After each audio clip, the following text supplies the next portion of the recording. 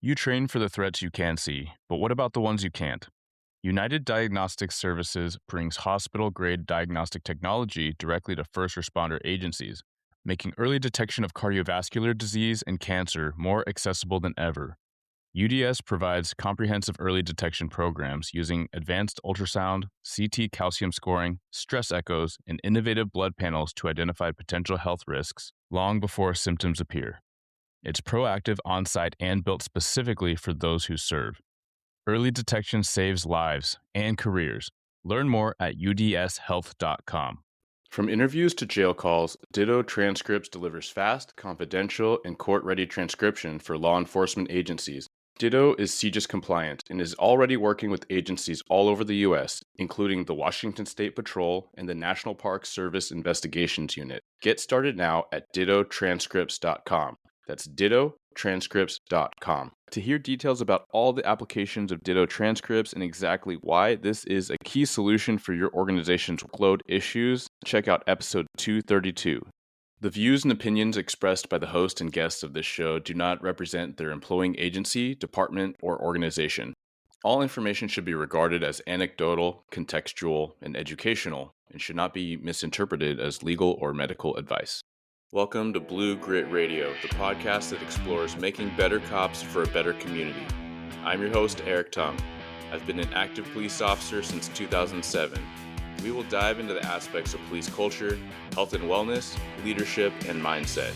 You'll hear from experts not only from policing, but all industries as they relate to being our best with purpose, passion, and positivity.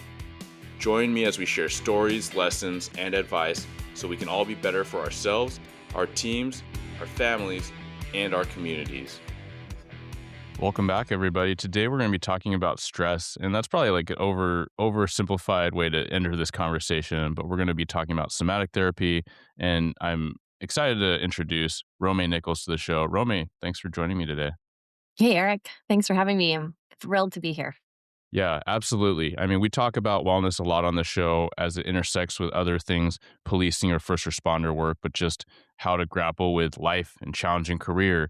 And then we also talk about the intersected nature of wellness and these different stressors, how mind, body, emotion are all super connected. And that's where I'm really excited to feature you and your work.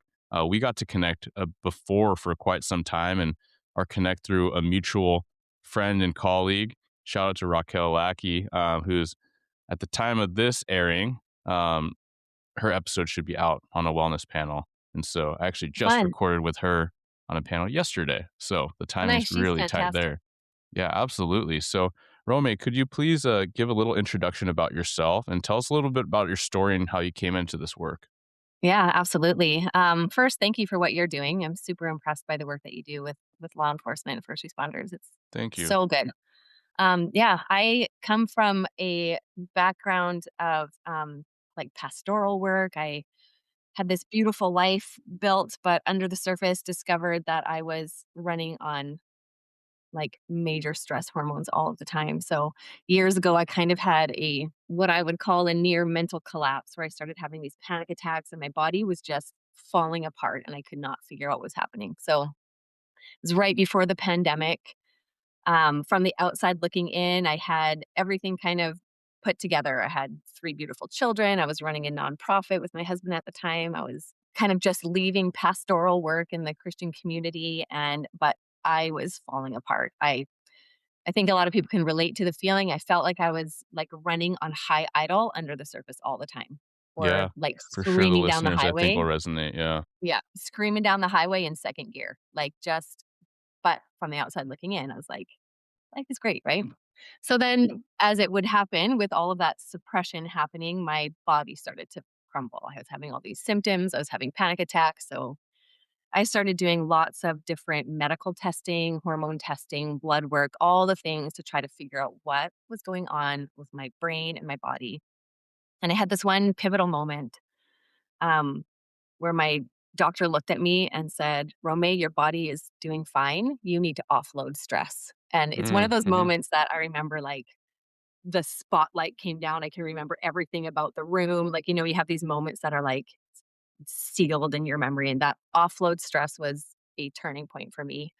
So I started to really dive into the impact of stress and the nervous system, and I nerded out over it. I did everything I could. I started doing cold water exposure and therapy and yoga. I ended up doing lots of different talk therapies and somatic therapies and EMDR and neurofeedback, all with this attempt to try to like somehow fix my nervous system. And over time, what ended up happening was I discovered breath work, somatic breath work specifically, not just any type of breath work. But I had this feeling that my body was holding on. Like, I don't know if you've ever felt that, just that like clenching, that tension inside. I'm Hmm. like, I could not find a way cognitively in all the mental health stuff I was doing to figure out how to release this pressure from my body like a pressure cooker. And so then I discovered breath work, and it ended up being kind of the linchpin to unlocking what my body was holding on to.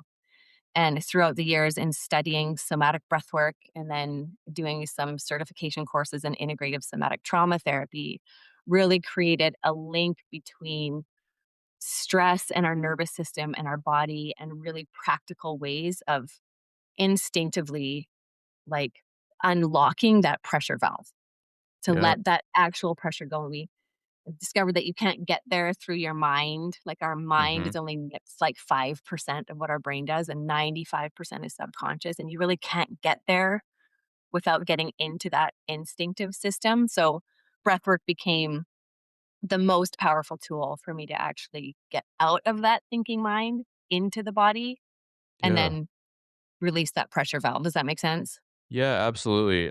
Yeah. Thank you for walking through that. And I just want to circle back on a couple points because even where you just landed on, like, you got to get out of your mind. Like, I live in my mind, and whether it's my wife pointing out that it's because I'm a Libra and I'm an air sign and I weigh out all these things, but those that know me, they're like, yeah, you always weigh things out and you're an overthinker. And so, even like your story of having I feel like a lot of people that enter and like dive into whether it's like their vocation eventually or whether it's just their passion and they do the deep dive into health and fixing is because they have something to fix and it's usually themselves, right? And like For so sure. like, and I've shared on here like different fragments of the reasons why I got so into learning about health and wellness is because I needed it, right? Like I was running on just like adrenaline and cortisol. And that's something that a lot of us recognize maybe at an earlier chapter of our lives, or maybe a little bit now, or maybe if we don't recognize it, hopefully you have some mechanisms where you can start introducing some mechanisms and self-check to be like, man, is that me now? And if you're having trouble sleeping, either falling asleep or staying asleep. For me, it was staying asleep because I would just pass out basically from exhaustion at the end of every shift. And then I'd be awake a few hours later, wired but tired. I mean, that's a cue for a lot of people. But I know other first responders, other cops that had autoimmune flare ups and they recognize it's due to stress.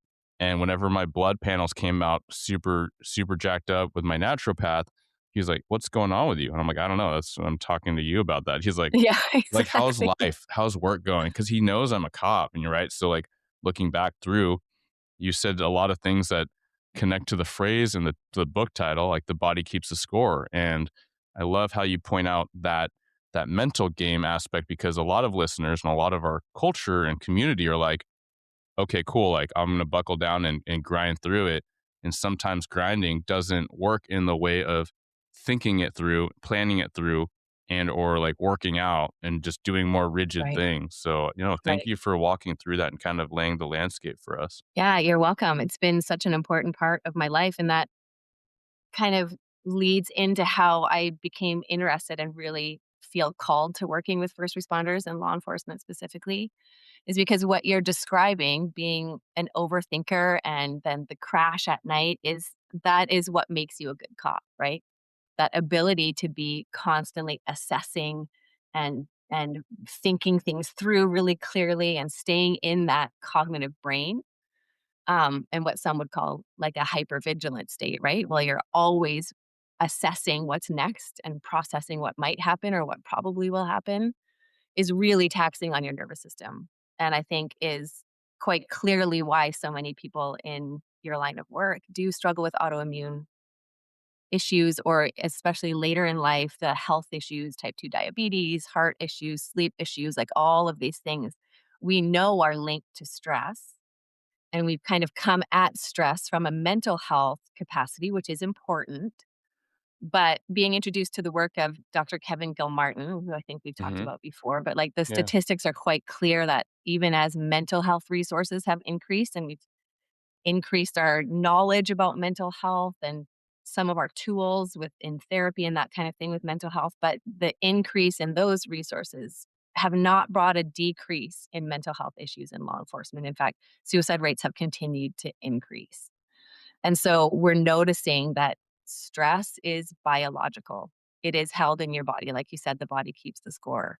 And so we can't fix a body or a somatic problem with a thinking solution. We have to get into that somatic, that instinctive system to activate it, to allow it to move through. And yeah, we do things like working out because it kind of does that same, like it activates the system. But Hmm. without it being an intentional release, we kind of just stack on some more adrenaline, some more cortisol, and we keep running on that high instead of Yeah. allowing. And really, our nervous system is meant to be in survival mode some of the time. But what we find in the world of law enforcement is that you are living in survival mode all of the time to stay alive because you Yeah. have to. Some of us are living in survival mode because of like old trauma or whatever, and it's not real. But you guys are actually, for your safety, have to live in Hmm. that state. Yeah. But then there's no balance to bring you to a state of actual embodied safety that you need to do to bring your cortisol levels down to like return to your natural state, which is Hmm. safe, rest, digest, that beautiful parasympathetic state, if you know the Yeah. nervous system states. So without that balance, it just wreaks havoc on, I'm sure you know, relationships, health, social engagement, all of that is so affected. So I feel really called to bring a solution to that because I know that the work that I do, I have literally transformed my nervous system. Not to that I'm always in a state of blissful rest, but I Hmm. have choice. I have agency. I have a pathway back. And I think if that becomes really available to people in your line of work, it could create a much more thriving culture and society within your workplace, but also in the communities that you serve, Yeah, absolutely. you know? Yeah, I love how you talk about identification, right? Our identification of these problems and challenges is increasing the awareness piece. Cool. That's a starting point. However, it does appear that there's a gap, a huge gap in the actual application and discernment, right? And so even in our circles and our personality types, you talk about hypervigilance being like, yeah, that's a good trait. That's a necessary trait for you to be successful at your job. However, absolutely. like how are we down regulating that and processing that, right? So even the misapplication of a very valid tool like lifting, like working out, or like cold therapy, you brought that up earlier. Um, a lot of our personality types, and I talk a lot with Matt Domyancic, who's been on the show a couple times, like on and off recordings, but he'll text and he'll be like, "Hey, sorry man, I'm mid workout and I got to do some cold plunge and breath work." I'm like, "Yeah," and I'm visualizing you like him doing the cold plunge and then like down regulating, like getting control of his breath and then getting back into like chill mode and then getting into his next set and then chilling. I was like, the layperson might hear that and be like, man, you're going so hard. And he acknowledged, yeah, no, it is the prior where he's stretching it out. He's not blasting like heavy metal music. He's down regulating. And that's really a style that I've adopted a lot more, which is yeah, you got like for me, it's getting back into a more restful state in between. So it's not just go, go, go. And even just for like the listeners thinking about this type of stuff, I was talking to a sergeant that's involved with, kind of a fitness program at work too. And we were talking about how some people don't like to work out on duty because they don't want to get all sweaty. But the benefit of people just moving around and doing some lighter sets, I'm like, yeah. And actually, like, I would argue more people shouldn't be slamming weights around because they're getting themselves to a very hyperactive state, right? They're really elevating themselves and their stress hormones. Whereas, like, if you're in there and just focusing on breathing, and moving and feeling, into the movement, like that could be a much better restorative place, especially mid shift where you might have to go back out and encounter some legitimate danger. For sure, you actually build your inner resources by doing that kind of thing. And I think where it gets a little bit tricky is that because our bodies are quite easily, in a sense, addicted to survival hormones, Yes. because our Yeah. nervous It feels system's good. first job is to keep Yeah. us alive. So when you continually amp up those hormones, you become addicted to that high. So that's why we find like you wanna do the workout, you wanna do the cold water because 'cause you're like, "Rah, like, I can Yeah. withstand this," and your body's Yeah. like feels like so but you're really increasing that same hormonal flush. And then what the downside to all of that is that instead of moving into actual, what I call embodied safety, that rest, digest, the threat is to that you dip into what polyvagal theory would call that dorsal vagal, which is shut down, which is actually still a survival response, and why a lot of cops go home and crash and lose their social engagement or suffer depression is that that is not a parasympathetic rest and digest state. That is lower and it's a shutdown. Does that make sense? Yeah. Yeah. So the goal isn't to keep doing things that activate the system that keep you feeling like this alive, this tensity, this all of that, but to find ways to move through that back into safety. So that's part of what makes the practice that I do a little bit different than what some, I don't know what type of breath work that first your friends do, but there's a lot out there that are just that amped up focus on release, focus on the intense breathing. And that's part of it so that you can move through sympathetic safety, move through that flight, fight, or freeze response safely. But then we get to a state where we're down regulating and we spend half the time actually down regulating your system back into that safe state and really like feeling and embodying and integrating that feeling into your body to remap your neural network to go from activated to safe to rest to creativity to connection. All of that is a really, it's the most important part of what I do is to clear out the old stuff and then re-imprint your nervous system to recreate your neural pathways back to it so that you have a pathway back to that in your regular life. Yeah. Yeah, no, Yeah. thanks. I think that's the perfect transition to kind of talk more specifically into your approach with breath work because the misapplication, and I'm not like trying to judge anyone. This is even me saying like, I've recounted on the show multiple times how one of my like worst health, like total wellness spaces was or periods in life was when I appeared extremely fit. I was very strong. I was very lean. I was a high achiever. I was very productive at work, but I was really underslept. I was like caffeinating literally all waking hours. I was waking up after like 5 hours of sleep, and then I would have like 3 cups of coffee to amp myself up to go to the gym. And then I was learning about like cold exposure. I was like, oh, that could be helpful. So then I'm doing like jogs with a beanie on, like, in the winter. Like, it sounds stupid, and if it sounds stupid, that's good. That means that you're more logical than I was at the time, but I was just kind of we have these biases, and I was just like, "Man, like, this could be helpful because somebody says it's helpful." And really what I was doing was basically, like, I have a battery that's so low, and it's like, if it even made sense that you could, like, squeeze a battery physically with pliers to get more juice out of it, then that's what I was basically doing. Mhm. However, you squeeze that battery with pliers, you're gonna break the housing, and then you're gonna have battery acid all over the place. So that's kind of what happened in a way to me. So again, I hope that the listeners are like, oh my gosh, could not see myself there. However, with breath work, just like anything, like you can use breath work, and I'm not the expert, you are. So that's what I want to turn it over to you next. Is you can use breath work to amp yourself up, but you could also use breath work to chill yourself out. So maybe you could speak a little bit more technically and like kind of your approach to that, especially for us in this high pace, high stress type of profession. Yeah. Yeah, I would be happy to. That's perfect.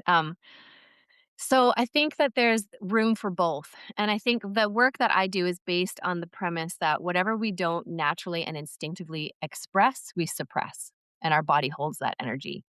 So there is a necessity to activate your body, your nervous system in a way that brings up old unresolved threat or survival energy. So when you're living in hypervigilance all the time and you face and see things that no human is built to see and face, there's a lot going on. Like there's a lot going on. Not only are you wired to stay in that hypervigilant state, But then you're seeing and experiencing these things and having to respond to these things that you actually can't have your natural instinctive response to, because you're not going to show up to a scene and fall on the ground and weep, even though that's might be what your body needs, right? You're not gonna thrash your arms right? Like, you're not gonna do that instinctive reaction like we might see with an animal that faces a threat. And an animal might get up and take some breaths and do a big shake and then move along, right? You have to suppress it to survive and to do your job. And that's good. That is a necessary response that you have. So what we need to do, though, is give you an opportunity to move that energy through you. Or else what happens is the way our body communicates with our brain way more than our brain with our body. So the neural pathways that run from your gut or your body to your brain, 80% of them go from your body to your brain and only 20% from your cognitive brain into your body. So when your body is holding on to some old threat, some old stress that you never got to process, it is communicating that threat as present day to your brain all the time. You don't not aware of it. It's not something you think about. It's just this tension in your body is communicating it to your brain. And so when then you face another threat that is similar, your body's like, "Oh, that's like this threat that happened whenever that Mm, never got mhm. resolved somatically." So it responds with all the accumulated energy from the past on this current day event. Does that feel like it makes sense? Yeah, yeah, and, not to deviate too much, but I think that those are the times when, cops find themselves overreacting at home, right? Because they get into defense Exactly. mode because they have to be defense mode at work to be safe and operable, so 100%. That's exactly what I'm getting at, and we all do it, and I think it just maybe is a little more extreme in policing because your work and life is so extreme. So, yeah, when you have an overreaction to something at home and you know it, you're like, "I guess I didn't need to slam the door quite that loud." yeah, That is a reaction from the past, and so when we don't have, like, nervous system hygiene to kinda clear out that old stuff, it really has such a huge impact on our ability to maintain relationships and to really feel connected and alive in life and to have appropriate current day responses to current day events. yeah, Yeah, absolutely. so what we do in back to your point about breath work and like doing the active stuff instead of just the calming stuff. We do need to intentionally activate that system so that you can clear out that old stuff. And what happens in breath work, in the way that I do it, is we intentionally kind of trigger the system. We intensify the breath for, 8 to 10 minutes in a row. And it gives you access into that instinctive limbic nervous system, your autonomic nervous system. And it brings up sensations, brings up movement. It's not a big storytelling therapy session. It is really just physical, where sometimes people will want to like shake their arms or run their legs. Another point worth making is that your nervous system is designed to function in a cycle, just like every other system of our body. So we have systems that have input, response, and output. So our cardiovascular system, if you have a blockage in your cardiovascular system, you're going to have a heart attack, right? Like it's meant to take things in, process it, and then put things out. Circulatory system, every system of our body, our digestive system. If we have a blockage in our digestive system, that's like an issue, Good. right? Yeah, Like, not good. so we have to, but our nervous system, we kind of overlook that. It also has a beginning, middle, and end. It has input, response, and output, but we stop it halfway through because of cultural input, because of our work or whatever. We stop that actual allowance of expression and it creates blockages in our autonomic nervous system. And that's where those wires get crossed and we have these big overreactions. So when you gain access to that system, you give yourself an opportunity to release that old stuff. So that is an amping up. It is moving you into sympathetic again, into that fight or flight, but in a safe container and environment. So it's not happening to you, it's happening through you. And then, like I said, then we move it down into another 3 rounds, usually of 8 to 10 minutes of really slow, intentional breathing with clear guidance on how to guide you back to kind of re-imprint and take the space that you cleared in that first sort of half and re-imprint into an experience of gratitude and elevated emotions that um, brings that balance in so that you can function from that place of connection and a place of creativity and of your truth. Because all of that stuff that we're holding on to, all of that survival energy, all of these patterns that we keep replaying that we don't want to replay, it's almost like those are the blockages in our nervous system. And it's really blocking you from your true self, from who you really are, from how you really want to live in the world, right? Because those overreactions at home and all those things that happen, that's not who you are. And that's why it feels misaligned and why you kind of want to change it, right? Yeah. So it's a kind of a way of returning, in a sense, to your truth, your true self. Yeah. Um, yeah, that's powerful. And I think if people don't connect with that, I would invite them to think about how they feel when they see like another negative headline about policing, right? Because Right. these all feel like pop shots. And, and I'm not talking about like the controversial stuff. I'm just talking about like just how something is written in a state that you don't know, like just an arrest, where people are complaining. Um, how things are written, it just feels like it's an attack. And then you hear about, somebody at the department next to you where they got in a fight and then that officer got injured and you're like, man, that could be me or one of my buddies. And then it just feels like it's always something. And then that creates like a tightening. Like I can almost feel my chest tightening thinking about it, because when I watch a video, like I review a lot of camera now. It's my role. It's like really administrative. And I know my officers are okay, despite this guy fleeing and fighting and all that. I know they're okay, or I would have heard about it. But even when I'm watching it again, I get taken back to this like fear place of like, oh, what if something happens to them? Or like, what's he doing with his hands? And then I feel myself tightening up. And it's no wonder that after a couple hours of watching a few of those, like I feel really tense. Like I just feel really angsty. I feel drained. Like I feel tired. My head feels really tight. And so I say that just to help maybe illustrate for people that are like, I don't know if that's me. I would challenge you, and if you do this job for a little bit, it probably is you. And then there's a lot of opportunity to offload or kind of metabolize that in the ways that Romay is describing. That I'm definitely intrigued. I'm more in the very intrigued to adopt more of this for myself. It's not like, hey, I have that figured out, and here's Romay to talk about it more specifically. No, this is like something I'm actively thinking and working on, is how to help myself downregulate and not defer to the things that worked before, like slinging heavy weights, where it's almost like it's like an endorphin band-aid for me at times. Like, don't get me Mhm. wrong, I love weight training or resistant training for most of us that do this job. However, I definitely found periods where I did it too much. Yeah. I think there's so much to be said for the balance because you don't have to trade one for the other, right? Like, but when we're not doing the down regulating, when we're not doing the clearing out and the reconnecting, then you're just adding to the activated self, right? You're just kind of creating more of that amped up energy. So that balance, that bringing back down is really, really important. And I would also say, like, if you're in policing, it is impacting you. Like, you're not wired to not be impacted by the work that you do. And it makes so much sense that when you're looking at recordings and video that your nervous system is responding the way it does.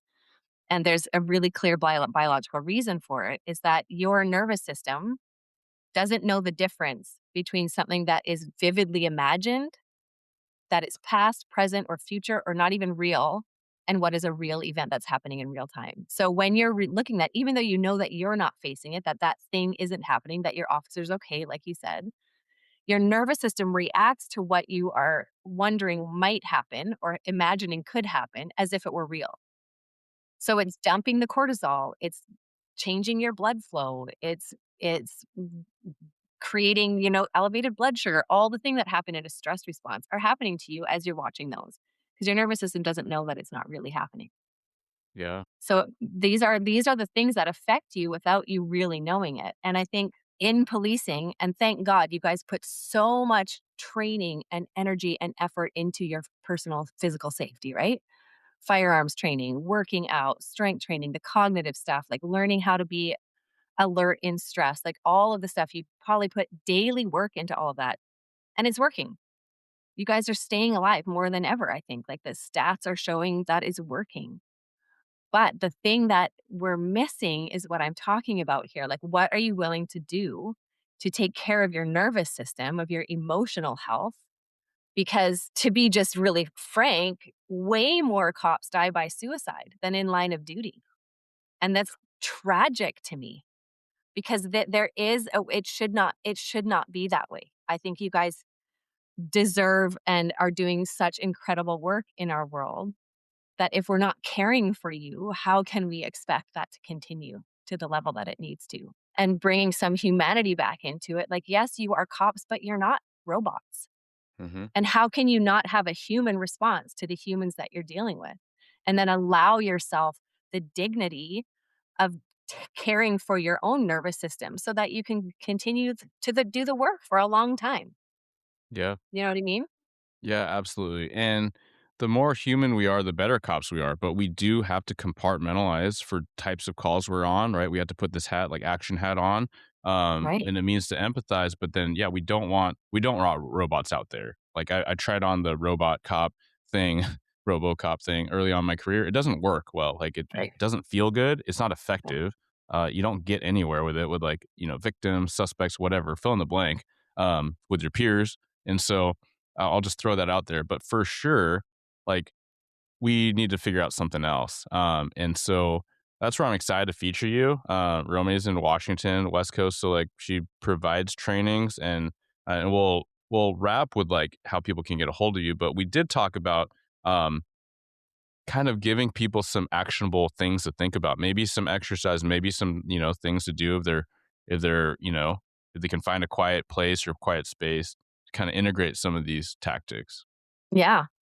Yeah. So do you want to do just a quick little like 3-minute practice? Yeah, let's do it You want to try it? because I am tense like talking about this stuff, and I've said this before, and I'll just shout out again. Like we need to be really mindful of all of our inputs. We already know this job we carry. Firefighters too. Like I 5 years in, I heard a firefighter at a conference talking about how hyper vigilant he, like how pervasive that was in his lifestyle, and I kind of made a joke about it. I'm like, really? Like, hyper, like, you think the fire's going to come get you?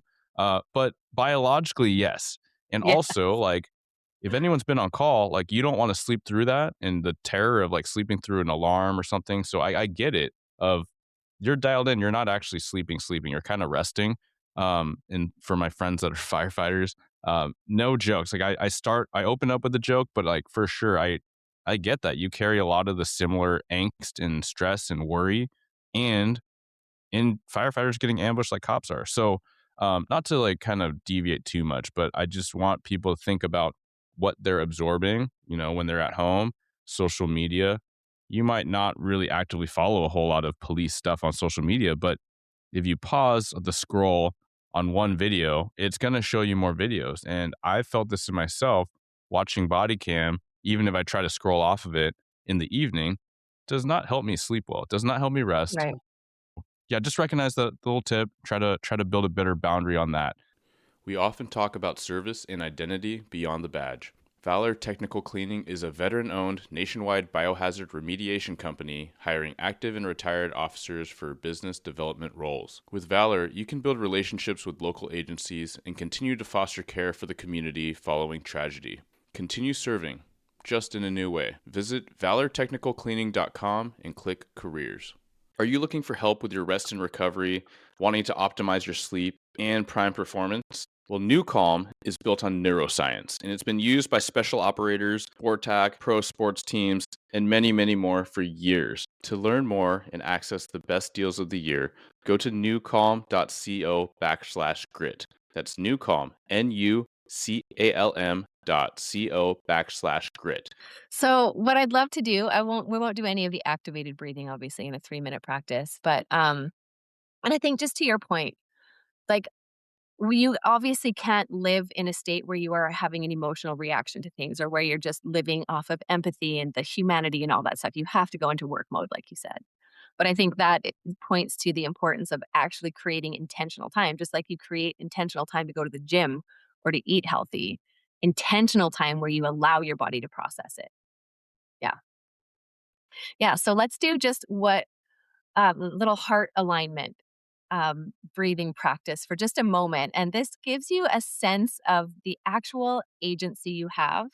Your heart has its own brain. It's got 40,000 specialized neurons that send information to your body. So when we tune into our heart and focus on our heart for a minute, breathe into it, and in invite elevated emotions like gratitude in, it has a biological impact. Your heart sends the message to your body to release the chemicals and the hormones in response to that feeling. So this is part of what I do at the end of long sessions, Mm, but mhm. let's just try it now. And it's something that you can do literally. You can just take a minute when you're in your car and bring your focus in and create some emotion in your heart, and it can change your state of being pretty quickly.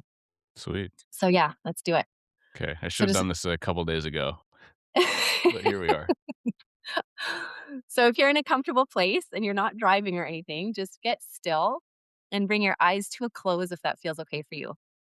And just take a minute to kind of drop into your body to feel the way your body is occupying space in this moment. Feel your breath for a moment. Feel your shoulders relaxing. Actually, take a deep breath in, fill up your lungs really full. Tense your shoulders up to your ears, pull everything tight, and then let that go with a big sigh of relief. Soften. Do that again. Big, deep breath in. Pull everything tight. Hold your breath for a second. And then let it go. Sigh of relief. Feel your body. Bring your attention into your heart, into the space right at the center of your chest. Just that biological space there behind your sternum. Just focus on it. Bring your attention there. Studies show that when you focus your attention on a certain body part, more oxygen actually goes there. So just bring your attention like a laser beam onto your heart. And put your hand there if it helps you to focus. Just feel your heart for a moment. Notice it. Feel your connection to your heart. And then begin to breathe like you're sending that air into your chest, into your heart. Taking a breath in, breathing into your heart. Breathe out, relaxing in your heart center. Just keep doing that, breathing like you're breathing in and out of your heart, relaxing as you do that, staying with your attention on your heart. With that breath, that focus, breathing in and out of your heart. And then bring to mind a moment or a scenario or an event in your life for which you have felt truly grateful. Just remember that as you're breathing in and out of your heart. Feel that sense of gratitude for this moment or this person or this event. You really let that feeling amplify. Feel it somatically in your heart center. What does gratitude feel like? And let that feeling of appreciation amplify. Breathing it in and breathing it out, allowing gratitude to build, to expand in your heart. Feel that feeling of gratitude. Maybe more scenarios or more people start to come to mind, more events in your life, just letting gratitude be here in your heart and feel it radiating out from it, kind of flooding your body with this sense of gratitude. Like every cell is looking for it. Staying with that gratitude, intensify, feeling the appreciation for life, even as those memories or those events kind of drift off, you can keep that feeling in your heart, that aliveness, that feeling of thankful. The more you allow yourself to feel it, the more you open to those emotions. Your heart opens to possibility with gratitude. Your breath return to its normal rhythm. Bring your awareness back here and now. And when you're ready, you can open your eyes and join me back here. How'd that feel? I'm back. That's good. That's really good. And I'll share. I'm trying to think of like what episodes will air around this. It doesn't matter, but regardless, like me trying to work on pause it's a work in progress, but it's Of been course. very helpful, right? And you made mention of a lot of the different types of stress we carry, and while I've never felt suicidal in this job, I've definitely felt super low. I've definitely been in huge funks of confusion, dismay, and trying to reorient. Like, how do I show up for myself? How do I show up for my team the best? And that's a lot of pressure. Finding moments to do this is really helpful for me. And so it's Yeah. like removing stimulus from somebody that categorically would just absorb a lot, like, more workouts, more runs, more podcasts, Yeah. do. Like, Yeah. find times just to sit, just to Dial it try down. to yeah, like, go walk without looking at your phone, things like It's that, like, just as huge. necessary for your health physically and mentally than any of the other stuff. Yeah, for sure. It's both Yeah. and. So I love Yeah. the introduction of that.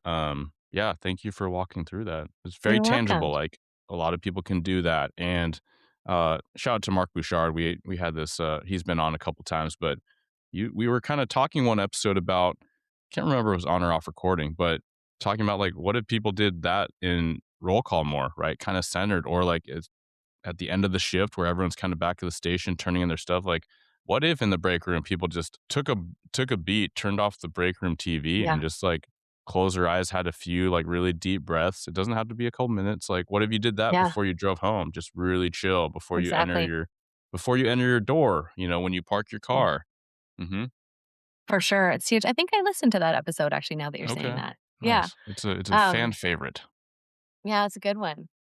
Yeah. And it's not, I like to take the woo woo out of it. This isn't like some ethereal yogi cacao ceremony stuff. It's biological. Like your heart has a brain. It's not just like, oh, bring your energy into your heart. You know what I mean? Like I think Yeah. there's some resistance to that, but it's scientifically markable. Like it's real stuff that can Yeah. be really, really helpful.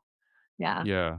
I like the woo because more and more the things that are like labeled woo, even of like unapologetically woo, like they come from a natural ancestral place. Like bone broth's Exactly. like the thing now, right? Like, and Yeah. then everyone's grandma's grandma would probably be rolling their eyes, in this, in heaven or the spirit world or wherever they are, just being Yeah. like, guys, like people have been We know making this. bone broth, like basically boiling bones for the nutrition since the Yeah. dawn of, man and woman. So it's a bit Exactly. silly sometimes. Yeah, exactly. Yeah, but there can be some resistance to it, especially in like high pressure worlds of Yeah. law enforcement where yeah, maybe it's just the older cops don't want like, Yeah, treat all it. types, all types. What's exciting is when the older cops are coming around, they're like, "Oh my gosh, I wish Yeah. we had more of this stuff. Hey, young guys, Right. like y'all Yeah. need to do this." Yeah. Yeah, when they're down for it, that's so good credibility-wise and like culture-wise, And because when you they've feel the seen this. impact of it when you Yeah. feel the impact of it, it's hard to deny. Yeah. Yeah. Love it. Yeah. Well, Yeah. Romay, thank you so much. I know we could keep going on, and we'll probably need to have you back in a group or panel or something, or just follow up. That'd be But fun. could you please tell people where they can find you, what you offer, and where people can reach out, all the different things? Yeah, absolutely. So you can find me online at in-spiresomatics.com. I do one-on-one sessions in person or over Zoom. I love doing groups. I'm actually going to go down to the fire department in Seattle and do some groups down there. Groups are incredible. The dynamic in a group full like somatic release session it's fantastic. But I also do one-on-ones. I have an 8-week program that is my passion in life, and that is full somatic release sessions, but it is also live recorded integrative sessions or restorative sessions that help recreate those neural pathways so that it gives you daily practices because it's like a daily workout to remap your nervous system to build that resiliency muscle. So that's another thing that I do. It's all on my website. On Instagram, I'm at in.spire.somatics. You can find me on socials by just searching that. And yeah, otherwise, online or on the socials is a good way to get a hold of me. Awesome. Yeah, and if you're not driving, check out the show notes. It'll all be there as well. So, Oh, Romay, yeah, thank you good. so much. I look Yeah. forward to connecting Thank more. you. What a pleasure. Thank you so much, Eric. Thank you for tuning into another episode of Blue Grit Radio. As always, support this community by subscribing, giving us a 5-star review, and following, liking, and sharing posts on Blue Grit Wellness on Instagram. You can reach me there or email me at bluegritwellness@gmail.com. Be well and stay gritty.